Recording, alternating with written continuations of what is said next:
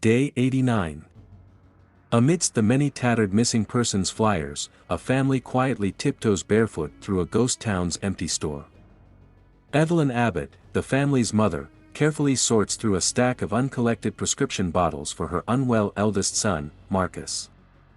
Evelyn gives medication to Marcus and uses sign language to reassure her deaf daughter, Reagan, that her brother is fine. Reagan then goes to check on her younger brother, Beau, who is drawing a rocket on the floor. He indicates to Reagan, "Rocket. That's how we're going to get away," then climbs the mostly empty shelves in search of a toy space shuttle. The toy falls from the shelf, but Reagan grabs it before it hits the floor. Meanwhile, Lee Abbott, the family's father, has gathered some electronics for a radio that will boost its signal, as well as some cutting pliers for Reagan. Evelyn signals to her family, "It'll be dark soon," and they prepare to leave when horrified expressions cross their faces. Beau is holding the electronic space shuttle toy, which Lee carefully takes from him after removing its 2 AA batteries. "It's too loud," he says to his youngest son. As the family leaves, Reagan sneaks the toy back to Beau, who then takes the batteries with him. The Abbotts walk silently back home on a sand trail they've made. As they approach a walking bridge, they are horrified to hear the electronic sound of a space shuttle toy coming from Beau, who is pulling up the rear. Lee, horrified, rushes back to his son, but it's too late. An alien creature seizes and kills Beau. Day 472. The Abbotts have returned to their family farm. Lee is in the farmhouse's basement, where he has set up an extensive surveillance system of cameras and monitors, as well as his radio and electronics, in the hopes of contacting any other survivors. There are also a bunch of new news clippings about an alien invasion, as well as notes from Lee that say, "Blind, attack sound," and "Armor." Meanwhile, Evelyn is in a cellar, where she has hung a mobile she found. Evelyn is pregnant. She sets up an oxygen tank that is linked to an infant breathing mask. It's next to a soundproof, covered baby crib. Lee has reached the highest point of his grain silo and is looking through photos of Beau. Evelyn requests that Reagan inform her father that dinner is ready, which she does reluctantly. After silent prayer, they eat quiet foods on leaves of lettuce instead of plates. After this, Reagan and Marcus play Monopoly when he accidentally knocks over a lantern, igniting the rug. Lee quickly puts it out, and they wait quietly for the consequences. They appear to have escaped a bullet, but then they hear a loud noise on the roof. Lee looks out the window and is surprised, but relieved, to see a raccoon fall from the roof. He goes downstairs to work on a cochlear implant processor that will help his daughter hear.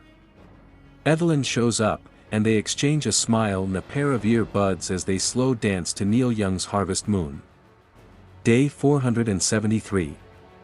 While Lee is pouring down more sand on their walking paths, Evelyn is in the cellar checking her blood pressure. Her due date is only a few weeks away. She places a stethoscope on her abdomen, revealing a strong, healthy heartbeat. Reagan enters the house, taking care to walk only on the marked areas of the floor that do not creak, and wishes to go down into the basement, but her father stops her. He has added small stereo amplifiers to her new cochlear implant processor and wants to put them on Reagan, but she stops him and signs that they never work. Lee, disheartened, hands them to her instead and sets out on an excursion. He wants Marcus to accompany him, but the boy is afraid and refuses to go. Reagan, on the other hand, wants to leave, but Lee tells her to stay and care for her mother. She runs into her room to test the new cochlear implant processor. She is devastated when they do not work. Reagan packs a bag which includes her cutting pliers and a wrapped object from her dresser, then leaves the farm. Lee has taken his son to the river and taught him that making small noises is acceptable as long as louder sounds are nearby. They can talk freely to each other next to a waterfall without fear of being overheard. Marcus questions his father about why he didn't allow Reagan to come and whether he blames her for what happened to Beau because she blames herself. When Lee says it was no one's fault, Marcus tells him he should tell her if he still loves her. During this conversation, Reagan has arrived at the walking bridge, where a makeshift memorial for Bo has been constructed. She takes the object from her dresser, which we discover is a space shuttle toy, and uses the pliers to cut a wire, allowing the toy to light up without making any noise. Back at home, Evelyn is carrying a laundry bag up from the basement when it becomes entangled on the stairs. She manages to pull it free, causing her to fall and revealing the point of a nail sticking up from the stair. On the way back home, Lee and Marcus are startled by an old man coming out of the woods, and then notice the dead body of his wife on the ground nearby. Lee begs the old man to remain silent, but he responds with a primal scream. Lee seizes Marcus and flees as the man is quickly captured and killed by an alien. Evelyn's water breaks at home. She walks down to the basement and trips over an exposed nail coming up from the stairwell. She doesn't scream, but she drops the picture frames she was holding, attracting an alien into the house. Evelyn removes her foot from the nail, turns on the red light bulbs that run throughout the property as a warning signal, and searches the shelves for a mechanical kitchen timer. The alien slowly descends the stairs into the basement, searching for signs of life. When the timer goes off, the alien attacks it while Evelyn runs upstairs. In the front yard, she notices another alien. Evelyn enters the bathroom and sinks into the tub. As the alien comes upstairs, she begins to give birth. Lee has returned home and is shocked to discover that the red lights have been turned on. He signs the word "rocket" to his son. Then he tells him, "I need you to make a louder sound. You've got this." Lee grabs his shotgun as Marcus sprints to a designated area and lights a fuse which sets off a series of fireworks. Lee searches the house and enters the bathroom, where he discovers an empty bathtub stained with his wife's blood. He begins to cry, believing Evelyn is dead, then to discover that she is alive and well, hiding in the shower with their new baby boy. Meanwhile, Marcus is walking back towards his house when he hears an alien. He makes a run for it into the cornfield, but he collides with a tractor wheel, knocking himself unconscious. Reagan has returned home and notices Marcus' flashlight beam emerging from the cornfield, but she cannot hear the alien approaching behind her. As the alien gets closer, Reagan's cochlear implant processor begins to produce high-pitched feedback, which irritates the alien and causes it to flee. When Reagan discovers Marcus, they retreat to the top of the grain silo. Lee has brought Evelyn down to the cellar and placed his new son in the soundproof crib. Evelyn thinks about Bo and regrets not carrying him on that fateful day, then, before falling asleep, makes Lee promise to protect their children. Lee leaves to look for the kids as we see water rushing down into the cellar. Evelyn awakens later to find the cellar flooded. On top of that, an alien has descended into the room, and the baby is sleeping in the soundproof crib with the top open. Evelyn carefully picks up her baby and slinks to the cellar's back wall, behind the waterfall that floods the room. Marcus signs on top of the silo, "Don't worry, he'll come for us."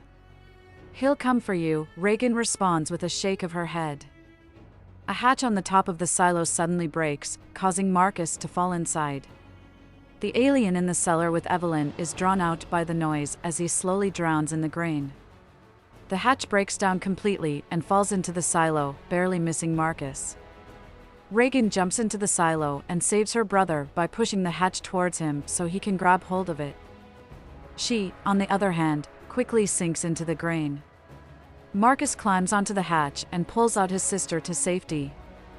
Reagan and Marcus are both safely seated atop the silo door when they hear a crash. The alien from the flooded cellar jumps in the silo as the kids cover themselves with the hatch door. They appear to be doomed until Reagan's cochlear implant processor emits piercing feedback, forcing the alien to crash out the silo side. Reagan and Marcus make their way from the silo to a pickup truck. Lee arrives and grabs an axe, but is quickly attacked by the alien, causing Marcus to scream.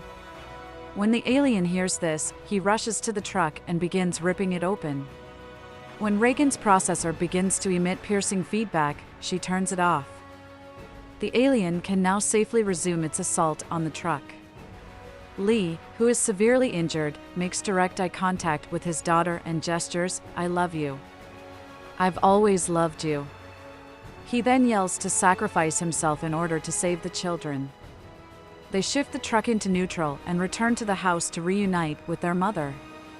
When Evelyn and the kids hear the alien approaching, they rush back inside and down to the basement.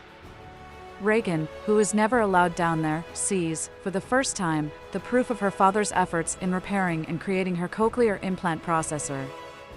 She is overcome by feelings as the lights start to flicker.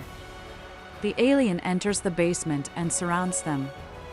Reagan, on the other hand, scans a handwritten scribble from her father that reads, "What is their weakness?" before taking a quick glance at the hearing aids on his workbench. And, voila! She activates her cochlear implant processor, which generates feedback and causes the alien to shudder.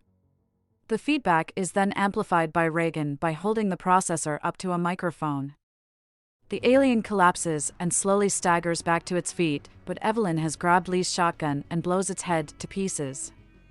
When they see on the surveillance monitors that this little brouhaha has seemingly brought every alien in the county to their home, Reagan turns up the speakers while Evelyn pumps the shotgun